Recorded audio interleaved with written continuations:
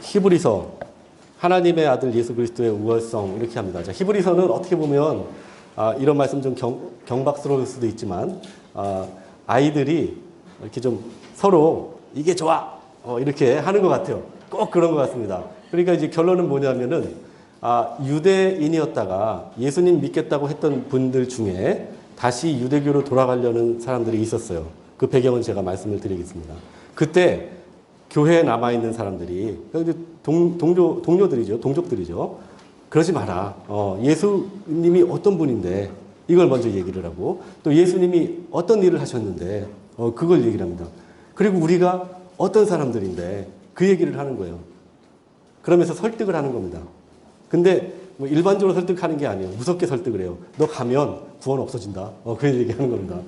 진정한 구원이 예수께 있는 거지, 예수 그리스도께 있는 거지, 다시 유대교로 가서 소잡고 양잡고 피 뿌리면서 그렇게 있는데 없다. 그러면서 천사도 얘기하고, 뭐 모세도 얘기하고, 멜기세덱도 얘기하고, 제사장 있죠.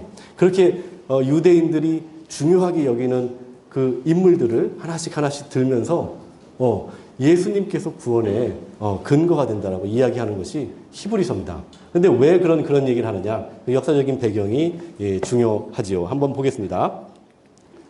자, 일반 서신에서 우리 야고보서는 아까 제가 설명을 드렸으니까 넘어가도록 하겠습니다. 히브리서입니다. 62년에서 66년경에 쓰여졌는데 그러면 그 이전의 역사를 우리가 한번 돌아보면 돼요. 그 이전의 역사는 멀리 가면 30년까지도 갈 수 있겠죠. 멀리 가면. 근데 가까이에 보면은 62년 야고보 선생님의 순교가 있어요. 그리고 바울이 체포됐다는 소식도 들렸을 수도 있습니다. 이것은 어떤 의미를 갖고 있냐 하면 교회의 위기가 왔다는 의미예요. 교회의 위기가 왔다는. 바울 사도가 체포됐다는 얘기는 이방인 교회의 위기가 왔다는 거. 그죠? 교회를 이끌어갔던 목회자가 감옥에 가 있어요. 교인들이 어떻게 할 바를 몰라요. 바울 선생님께서 여러 가지 서신서를 쓰면서 교회의 문제를 해결해주고 또 신앙의 문제까지 이렇게 안내를 해 주었는데 이거 잘못하면 이거 어떻게 해야 되나 그런 상황이 생긴다는 거죠. 자, 예루살렘 교회도 마찬가지입니다. 그런데 예루살렘 교회는 이미 그 세력이 조금씩 약화되기 시작했어요. 뭐 때문에 그런다고 그랬어요? 유대인들이 박해하고 또 유대인들이 꼬였던 로마 관리들이 박해하고 이제는 로마 정부로부터 네로에서부터 시작해서 본격적으로 박해가 조금씩 정부로부터 이렇게 연락이 와서 박해 뭐 이런 식의 그런 움직임들이 조금씩 보이기 시작합니다. 그래서 베드로 사도는 베드로 전서에서 그 이야기를 해요. 시험이 닥칠 건데 이런 표현이 있어요. 지금 어디에 있어요? 베드로 사도는 로마에 있어요. 그러니까 62년, 63년 어간에 로마에 있는 거예요. 시험이 닥칠 건데 그 시험을 잘 지켜 이 얘기를 하는 거예요. 그리고 마지막에 그 고난에 동참을 하라고 얘기를 하는 거죠. 그러니까 베드로 사도는 이미 그 박해가 로마로부터 시작해서 지금 지역적으로 있었던 것이 조금 더 확대가 돼서 교회가 더 어려워질 것을 예견을 하고 있었어요. 예견을 하고 있었죠. 그런 상황입니다. 게다가 예루살렘 교회의 지도자였던 야고보 장로가 아까 그 야고보서 쓴 야고보 장로가 돌아가셨어요. 예수님의 형제였어요. 그리고 교회의 지도자였어요.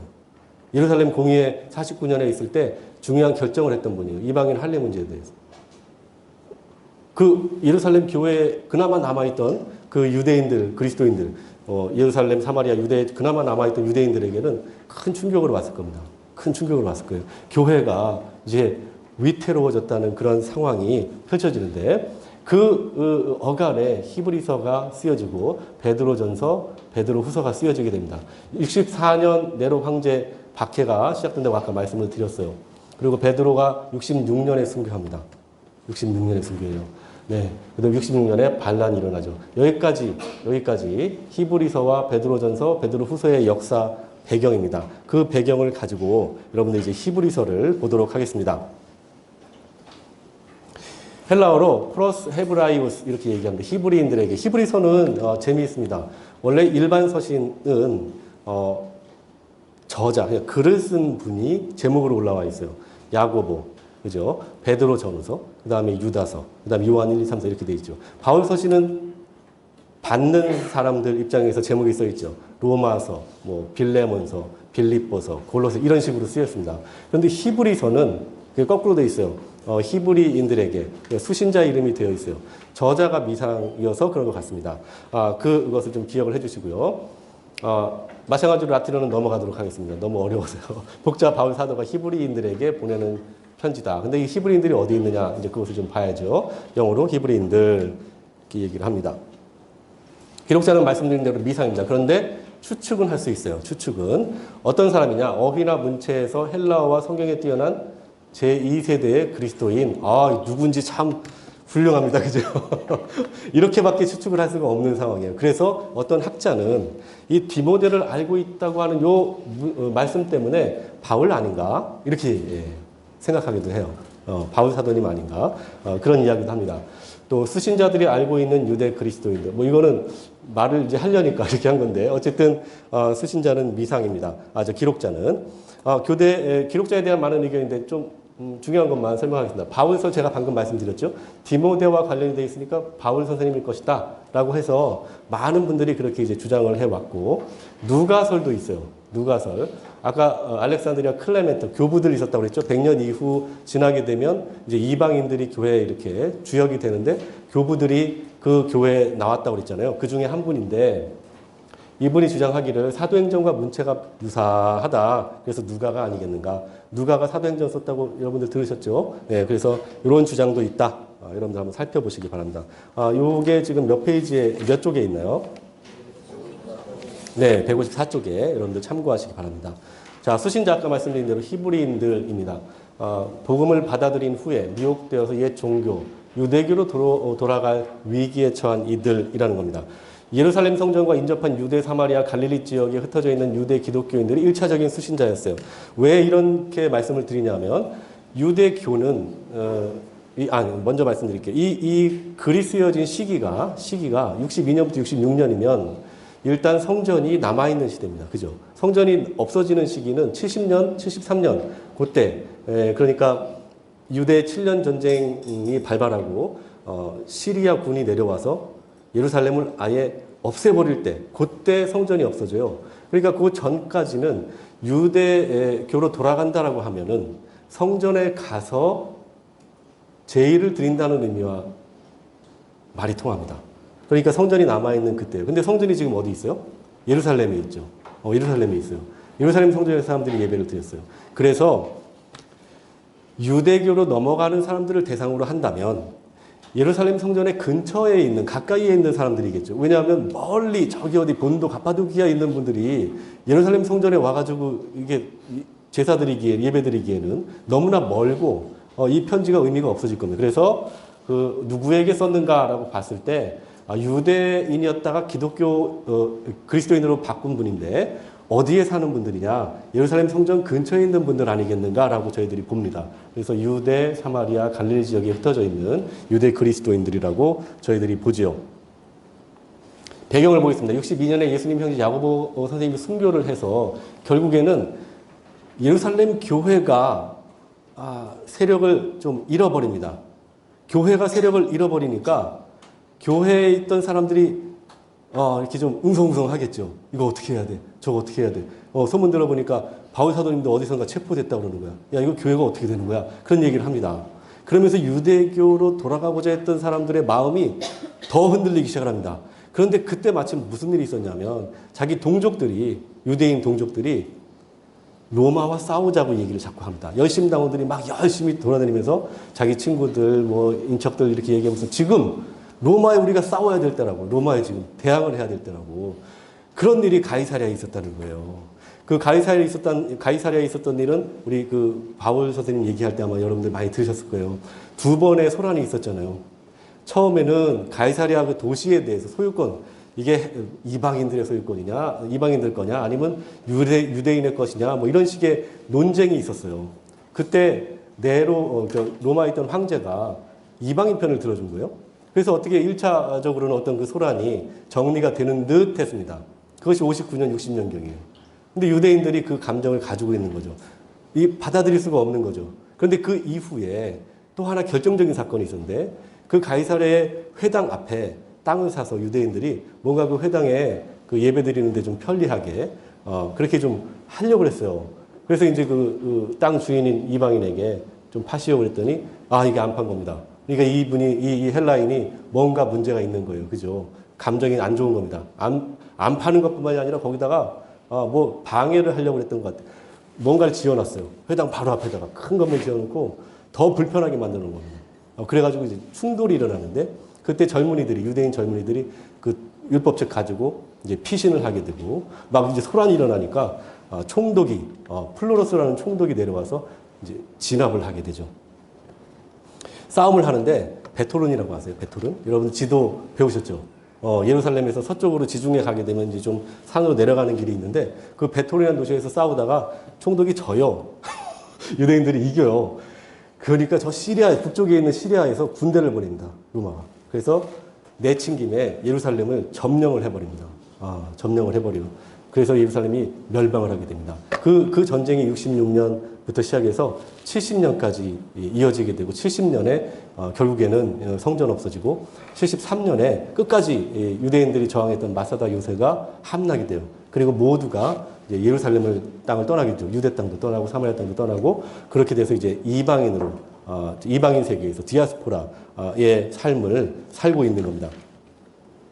그런 역사가 지금 요 히브리서가 쓰여진 그 어간에 있는 거예요. 그래서 유대 민족들이 자기들 민족에 대한 그 자긍심 이런 것들이 막 부풀어 있을 때입니다. 싸워야 되니까. 하나로 합쳐야 되니까. 아까 말씀드린 대로 예수님 믿으면서 유대인들과 합칠 수가 없다고 그랬죠. 신앙과 삶이 하나였어요. 유대교로 개종을 해야 하나가 돼서 싸울 수 있는 거예요. 이것 때문에 기독교인들이 더 배척을 받게 돼요. 유대인들 입장에서는 싸움에 동참을 안 했어요. 기독교인들, 유대인들이 특히. 그러다 보니까 이 기독교인들이 또 박해를 많이 받게 됩니다. 네. 자, 기록 연대 보겠습니다. 62년, 66년, 62년 야고보 선교, 그 다음에 66년 유대전쟁 사이에 그렇게 기록이 되어 있다라고 이야기를 합니다. 자, 예루살렘 멸망 때 특징이 있어요. 구약 제사 제도가 중단이 됩니다. 그렇죠. 성전이 없어지니까 이제 더 이상 제의를 할 수가 없고 동물 잡아서 할 수가 없죠. 예전처럼 제의 제도가 사라지고요. 제사 제도에 대한 중단의 언급이 없어요. 그러니까 그 이전으로 시기를 보는 겁니다. 디모데가 살아있어요. 그리고 핍박이 심해집니다. 유대 7년 전쟁에 대한 언급이 없어요. 만약에 히브리서가 그 이후에 쓰여졌다면 그 언급이 좀 있겠죠. 그래서 요 히브리서 기록 연대를 그 66년 유대 반란 전쟁 그 이전으로 놓고 우리가 보고 있습니다. 네, 이 표는 여러분들 참고하시기 바랍니다. 자, 기록 목적이 있어요. 아까 말씀드린 대로 유대교로 돌아가려고 하는 사람들을 좀 붙잡으려고 하는 거예요. 그것은 교회가 세력이 약해져서 교인들이 수가 줄어들어서 또 전도를 어떻게 해야 되나 그런 걱정 때문에 하는 것이 아니고 그 사람들의 구원의 문제 때문에 그런 것이죠. 유대교보다 더 우월하신 예수 그리스도를 변증을 합니다. 아까 제가 말씀드린 대로 그 유대교에 갔을 때 천사보다 우월하시고 모세가 한 일보다 예수 그리스도께서 한 일이 더 우월하시고 멜기세덱 대제사장 같이 비교하면서 그런 이야기를 합니다.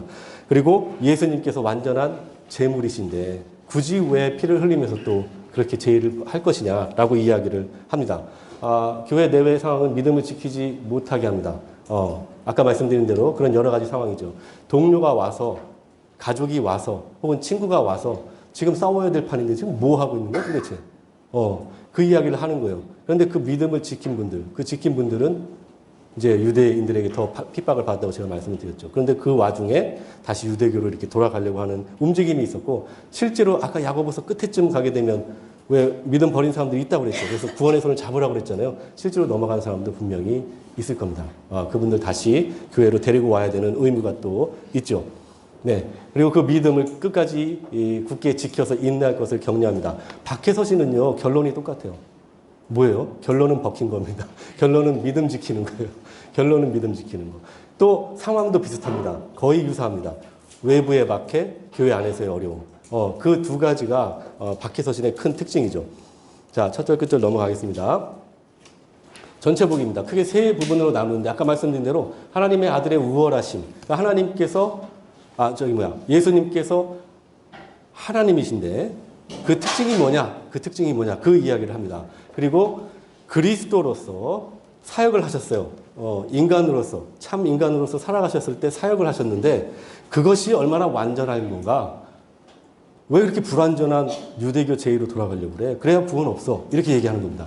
그리고 마지막으로 그리스도인의 믿음 생활 권면합니다. 이것은 그렇게 믿음을 지킨 사람이 이렇게 살아야 되는 것 아닌가라고 보여주는 겁니다. 근데 그렇게 살지 못하니까 믿음의 인내를 이야기하고 또 서로 사랑하라고 이렇게 이야기를 합니다. 자세히 보겠습니다. 예수 그리스도에 대한 얘기죠. 넘어가서 참고하시면 좋을 것 같습니다. 자세히 보겠습니다. 자, 하나님의 아들 신성에 관한 7가지입니다. 그러니까 하나님 예수 그리스도를 놓고서 하나님의 아들이라고 하는 것과 예수 그리스도를 놓고서 참 인간이라고 하는 2가지를 지금 히브리서가 설명을 해주는데, 첫 번째는 하나님의 아들로서 어떤 성격, 그러니까 특징이 있는가, 어떤 분이신가, 그 얘기하는 겁니다. 하나님의 아들의 신성에 관한 7가지 사실을 1장에서 기록을 하는데요. 첫 번째는 만유의 상속자시고, 두 번째는 그로 말미암아 모든 세계를 지으셨고요. 세 번째는 하나님의 영광의 광채시고, 네 번째는 그 본체의 형상이시고, 그의 능력의 말씀으로 만물을 붙드시고, 죄를 정결케 하는 일을 하시고, 지극히 크신 이의 우편에 앉으셨느니라. 자, 이 말씀을 가지고 이제 예수님께서 어떻게 사역을 완성하셨는지 이야기를 끌어갑니다. 이 7가지 사실은 예수님을 의심하고 지금 현재 다른 이유 때문에 그 상황에서 다시 한번 예수님에 대해서 구체적으로 설명을 해주는 의미예요. 어떤 관점에서요? 예수님의 신성, 예수님은 하나님의 아들이시다라는 관점에서 이렇게 얘기를 합니다. 자, 첫 번째, 하나님의 아들이신데 천사들과 비교를 해요. 자, 유대인들의 특징이 뭐냐면은 천사를 숭배를 했습니다. 왜냐하면 천사가 하나님의 말씀을 하늘에서 땅으로 전달해 준다고 믿었어요. 그 흔적이 지금도 남아있죠. 천사가 우리를 보호해 준다고 생각하는 그러한 믿음도 가지고 있어요.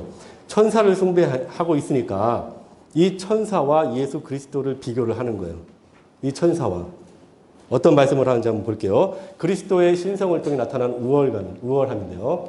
천사 중 누구에게 너는 내 아들이라 불렀냐? 그렇죠. 누가요? 하나님께서 하늘에서. 우리 복음서에 보시면은 예수님께서 성령을 받으실 때, 세례 받으실 때 하늘에서 음성이 들렸는데 그 음성을 사람들이 다 들었을 거 아니겠습니까? 그죠? 그 하나님의 아들임을 누가, 어떤 천사가 예수님으로부터 인정받았냐 이거죠. 그런 적이 없다는 거예요. 그러면 하나님의 아들이 더 우월하냐? 아니면 천사가 우월하냐? 결국엔 그 얘기예요. 자, 오늘 내가 너를 낳았다 하셨으며 또 다시 나는 그에게 아버지가 되고 그는 내게 아들이 되리라 하셨느니라. 아들에 관하여는 하나님이여 주의 보좌는 영영하며 주의 나라는 기운은 공평한 기운이라. 이 기운은 통치를 의미하는 것이죠. 네, 이렇게 천사보다 예수 그리스도께서 더 높다라고 이야기를 합니다. 그러면서 구원을 등한시하는 것이 위험하다 이렇게 얘기합니다. 아까 왜 배교하는 분들에게 가지 말라고 하는 그 이유는 바로 이 이유 때문에 그렇죠. 큰 구원을 등한히 여기면 어찌 그 보응을 피하리요. 구원을 우리가 잃어버리면 나중에 어떻게 된다는 거예요? 하나님의 심판대 앞에서 큰일 난다는 겁니다. 그 이야기를 하게 됩니다. 이 절절한 마음으로 유대교 돌아가려고 하는 동족에게 이야기를 합니다. 그리스도의 인성을 통해서 우월한 것을 또 이야기합니다.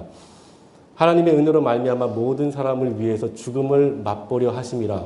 그러니까 예수님께서 천사들보다는 사람으로서는 낮아졌지만 그리고 그분이 하신 일은 하나님의 은혜로 모든 사람을 위해 죽음을 맛보려 하신다는 거예요. 모든 사람의 죽음을 위해서 예수님 스스로 그 죽음을 받으셨다는 거죠. 그가 시험을 받아 고난을 당하셨으니 시험 받는 자들을 능히 도우실 수 있느니라. 예수님께서 우리의 사정을 다 아신다고 하는 의미가 바로 여기에 있어요. 예수님께서 인간으로 시험을 받으시고 고난을 받으셨으니까 우리는 예수님을 보고 예수님을 믿고 그렇게 살아가야 되는 존재가 아닌가 이렇게 이야기를 합니다.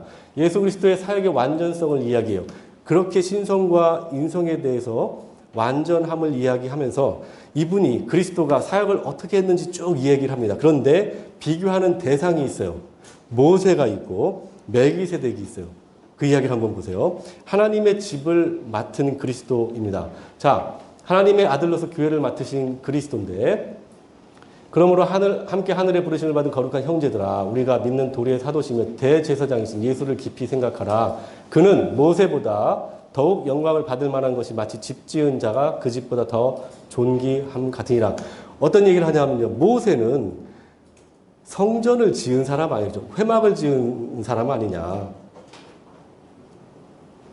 그쵸? 회막은 나중에 성전으로 발전을 하게 되는데, 그러면 그 성전, 하나님의 집이 주인은 누구냐? 그 얘기하는 거예요.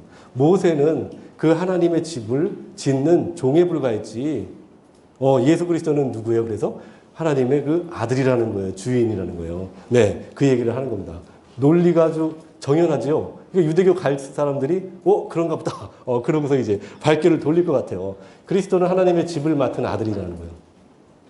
실제로 하나님의 집을 맡은 아들이고, 그와 같이 하셨으니 우리가 소망의 확신과 자랑을 끝까지 굳게 잡고 있으면 우리는 그의 집이라 이렇게 얘기합니다. 여기 보시면 또한 모세는 장래에 말할 것을 증언하기 위해 하나님의 온 집에서 종으로서 신실하였고, 이 말씀 있죠. 이 두 가지 모세와 예수 그리스도를 비교하는 내용이 있습니다.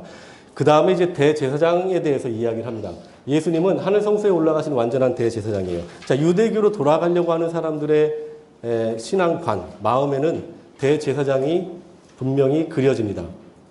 유대교 제2종교에서 자신들을 위해서 제사를 드리는 대제사장의 모습이 있어요. 근데 이 대제사장이 완전하지가 않습니다. 그래서 항상 자기의 죄부터 먼저 정결하게 하고, 그죠? 자기부터 정결하게 하고, 그리고 나서 백성들을 정결하게 하고, 그리고 나서, 맨 처음에 성전을 정결하게 하죠.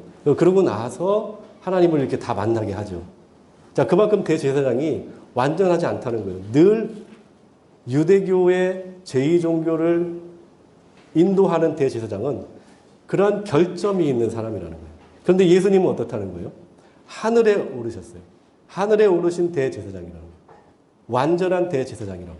그래서 멜기세덱이 등장을 합니다. 그 이야기가 이제 나오는데 한번 읽어볼게요. 여러분들 약간 졸리시면 우리가 한번 같이 읽어보겠습니다. 시작. 그러므로 우리에게 큰 대제사장이 계시니 승천하신 이 곧 하나님의 아들 예수시라. 우리가 묻는 도리를 굳게 잡을지어다. 우리에게 있는 대제사장은 우리의 연약함을 동정하지 못하실 리가 아니요 모든 일에 우리와 똑같이 시험을 받으시니로되 죄는 없으시니라. 그러므로 우리는 긍휼하심을 받고 때를 따라 돕는 은혜를 얻기 위하여 은혜의 보좌 앞에 담담히 나아갈 것이다. 우리가 은혜의 보좌 앞에 담대히 나갑니다. 예전에 유대교를 섬겼던 유대교인들도 하나님 앞에 나아간다고 했어요. 대제사장을 통해서 나아갔어요. 불완전한 대제사장을 통해서 나아갔어요. 근데 우리는 이제 어떻게 한다는 거예요? 완전한 대제사장을 통해서 나아간다는 겁니다. 그 차이를 지금 잘 설명하고 있어요. 완전한 하나님의 아들로서 대제사장이다. 그가 아들이시면서도 아들은 아까 얘기했었죠. 그 다음 고난으로 순종함을 배워서 온전하게 되셨은즉 자기에게 순종하는 모든 자에게 영원한 구원의 근원이 되시고 하나님께 멜기세덱의 반차를 따른 대제사장이라 일칭하심을 받으셨느니라. 자, 그리스도께서 사역을 해주셨는데 그 사역이 구원을 위해서 해주셨다고 이야기를 합니다. 유대인들에게 대제사장이라는 말을 했을 때 이 말이 아주 잘 이해됐을 거예요. 그죠? 자기들이 이미 섬겨왔던 그 종교에서 대제사장의 역할을 알기 때문에 그 대제사장을 예수님과 이렇게 설명을 했을 때, 그렇구나. 더 예수님께서 우리의 구원을 위해서 하늘에 계신 하나님의 아들이시구나. 완전하시구나. 라는 것을 잘 이해했을 겁니다. 그리고 또 어떤 사역을 하셨냐면 새 언약을 세우셨다는 거예요. 한번 볼까요? 지금 우리가 하는 말의 요점은 이제 정리하는 겁니다. 이러한 대제사장이 우리에게 있다는 것이라. 그는 하늘에서 지극히 크신 이의 보좌 우편에 앉으셨느니라. 성소와 참 장막이 섬기는 이시라. 이 장막은 주께서 세우신 것이요 사람이 세운 것이 아니니라.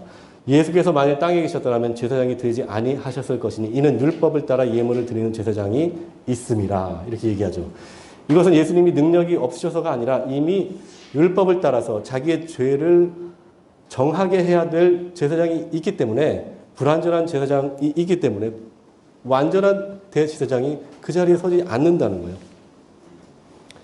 새 언약을 세우신 예수 그리스도, 하나님께서 우리에게 율법을 주신 이유가 있어요. 이거 설명이 돼야 됩니다.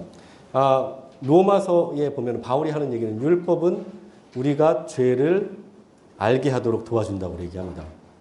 하나님께서 주신 그 율법은 우리가 죄를 알게 하는 것이지, 우리가 그걸 다 지켰을 때 지킬 수 있느냐의 문제를 물음표를 붙입니다.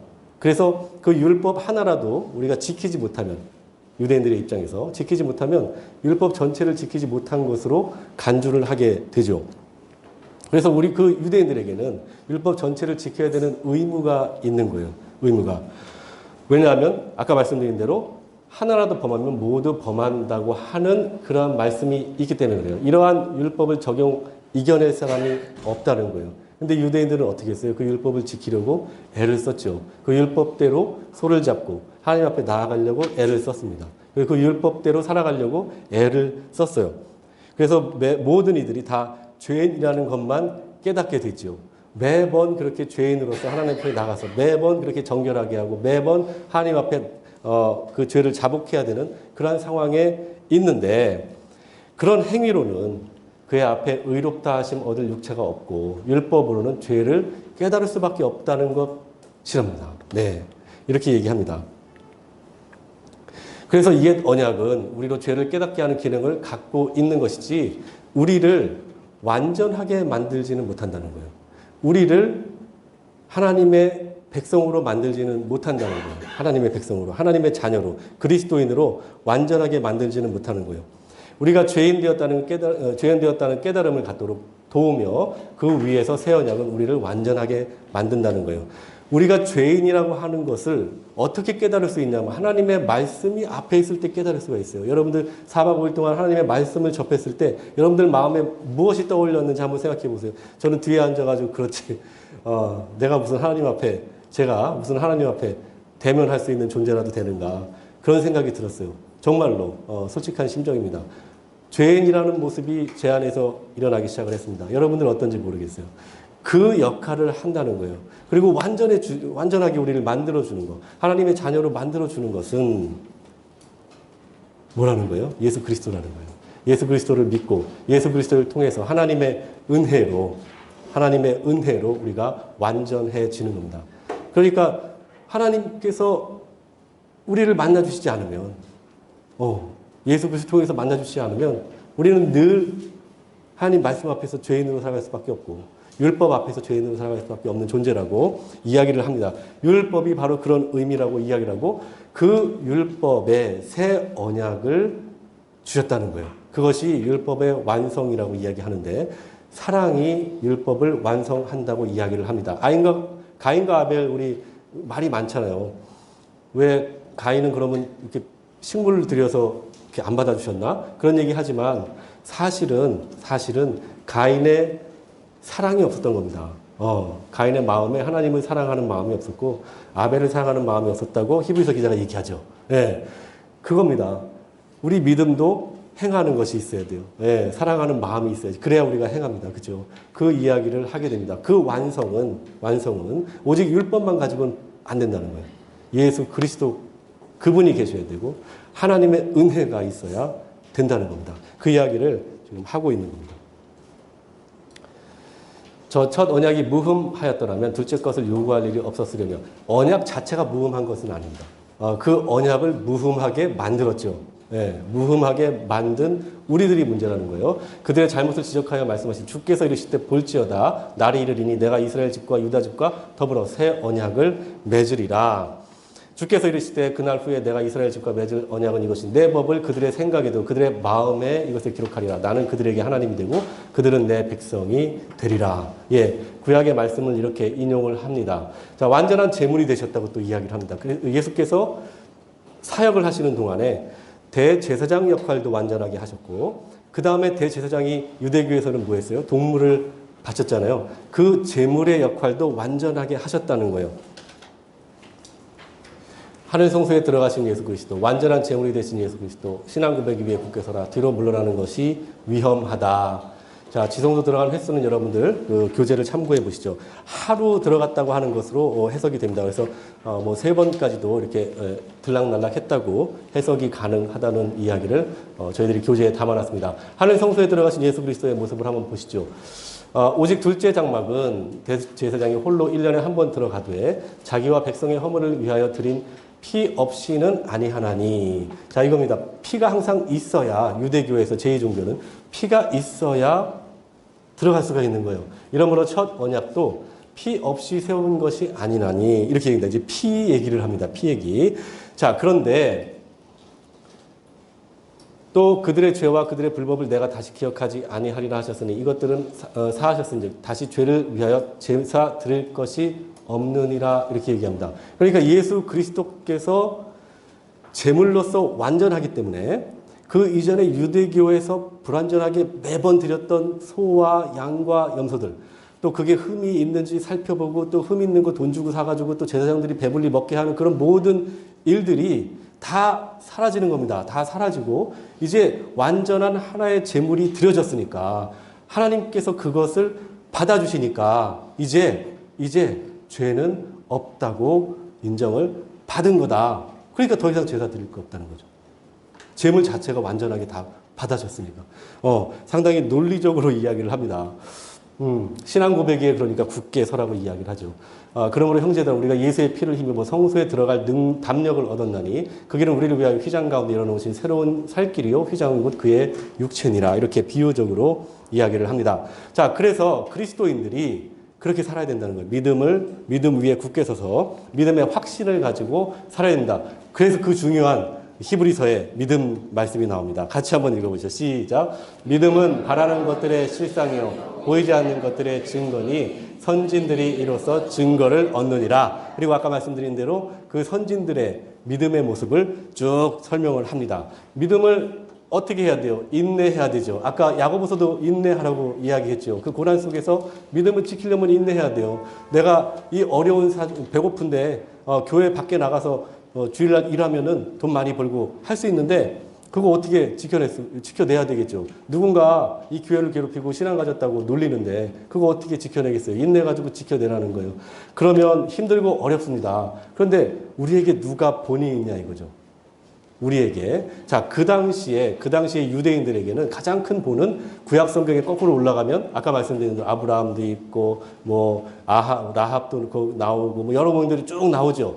우리에게 예수님을 믿는 이들에게는 그리스도께서 인내의 본이라고 이야기를 합니다. 이러므로 우리에게 구름같이 둘러싼 허다한 증인들이 있으니 모든 무거운 것과 얽매이기 쉬운 죄를 벗어버리고 인내로서 우리 앞에 당한 경주를 하며 믿음의 주요 또 온전하게 하신 이 예수를 바라보자. 자, 우리 앞에 많은 신앙인들이 있습니다. 바울 선생님도 계시고요. 또 야고보 선생님도 계시고요. 또 누가 있을까요? 우리 베드로 선생님도 좀 이따가 보실 거고 유다 선생님도 있을 거고 또 그 각 서신서들에 쓰여 있는 동역자들의 이름도 다 있어요. 그 모든 이들이 우리에게 허다한 증인이 되는 겁니다. 정말 있었던 일을 그렇게 이야기를 해주는 거예요. 그리고 예수님은 우리의 신앙을 분명히 지킬 수 있는 모범이 된다고 하는 겁니다. 그래서 바라봐야죠.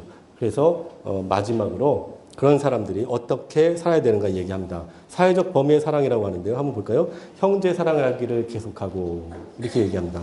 자, 인내를 하라고 하는 것에 더 깊은 의미가 무엇이냐면요. 골방에 들어가서 기도하고 가만히 인내하고 있는 것이 아니고 더 나아가서 그것도 필요하지만 더 나아가서 형제를 사랑하라는 겁니다. 형제를 사랑하면요. 그 형제도 지금 뭐 하고 있어요? 그 형제도 지금 인내하고 있죠. 그 형제도 인내하고 있어요. 지금 이 신앙을 버려야 되나 말아야 되나. 내가 유대교 가가지고 또 그렇게 해야 되겠지. 지금 나라가 이렇게 힘든데 반란을 해서 또 어떻게 좀 싸워서 우리 유대인들 좀 세워봐야 되겠지. 다시 한번. 그 형제를 사랑해야 돼요. 그 형제를 사랑하면서 서로 어떻게 돼요? 그 믿음을 지켜나갈 수 있는 겁니다. 여러분들 교회에서 믿음 지키는 거는요. 서로 미워해봐요.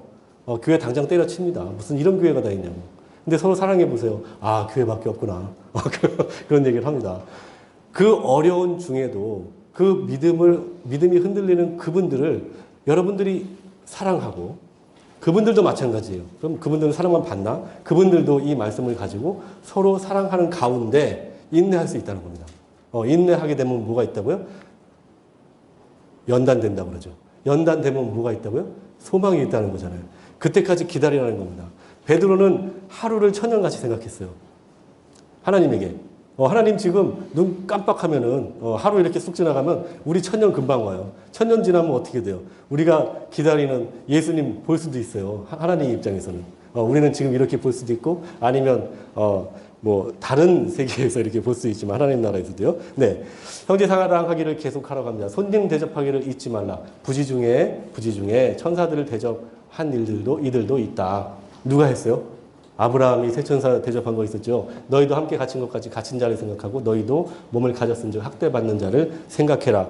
왜 그럴까요? 이거는 단순히 서로 사랑하라는 것이 아니라 서로의 구원을 위해서, 믿음을 지켜가기 위해서, 그 어려운 생활 속에서 또 박해 속에서 믿음을 지키는 것이 중요하기 때문에, 구원이 중요하기 때문에 이렇게 하라는 거예요.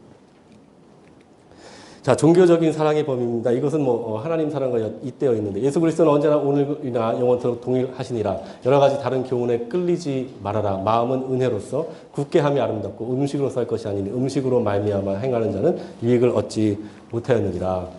오직 선을 행함과 서로 나누어 주기를 잊지 말라. 하나님은 이 같은 제사를 기뻐하시느니라. 자, 하나님께서 제사를 기뻐하신다는데, 유대 종교로 가려고 하는 분들에게 있어서 제사는 어떤 모습이 떠오르나요? 아까 말씀드린 대로, 네, 동물 죽여서 이렇게 가서 하나님 만나는 것으로 생각을 하죠. 그런데 예수님 믿는 사람들에게 진정한 제사는 뭐냐면은 일상이 제사라는 거예요. 바울 선생님께서 얘기하는 우리의 믿음과 믿음으로 나오는 행함이 그것이 하나님께 드릴 제사라는 거예요. 그 얘기를 하게 됩니다. 그런데 그 제사를 왜 드린다는 거예요? 그 제사를 그래야 우리 주변에 있는 이웃들도 그 앞에 모시고 나올 수가 있는 거예요. 그 소망을 가지고 우리가 인내하고 믿음을 지키고 살아가라고 하는 것이 오늘 히브리서의 이야기입니다. 자, 히브리서 정리하겠습니다. 하나님의 아들 예수 그리스도의 우월성인데요. 첫 번째, 하나님의 아들의 우월하심을 얘기했고요. 두 번째, 그리스도 사역의 완전성, 그리스도인의 믿음 생활을 권면했는데 여러 가지 자세한 이야기들 했죠. 신성에 대해서. 그래서 이제 천사들보다 우월하시다고 얘기하고, 또 인성에 대해서 얘기했죠. 그리고 나서 무슨 일을 하셨는가? 하나님은 하나님의 집을 맡은 하나님의 아들이시죠. 유대인들이 아주 위대하게 생각하는 모세는 그 집을 맡은 종이라고 얘기하는 거예요.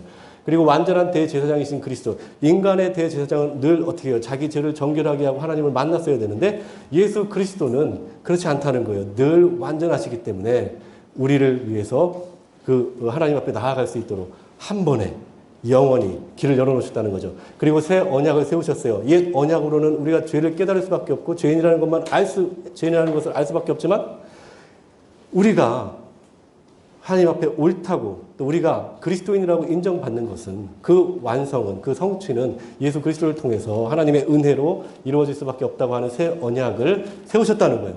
그리고 예수 그리스도 자체가 예전에 그 제물들, 드려야 했던 제물이 아니라 완전한 제물이었다는 거죠.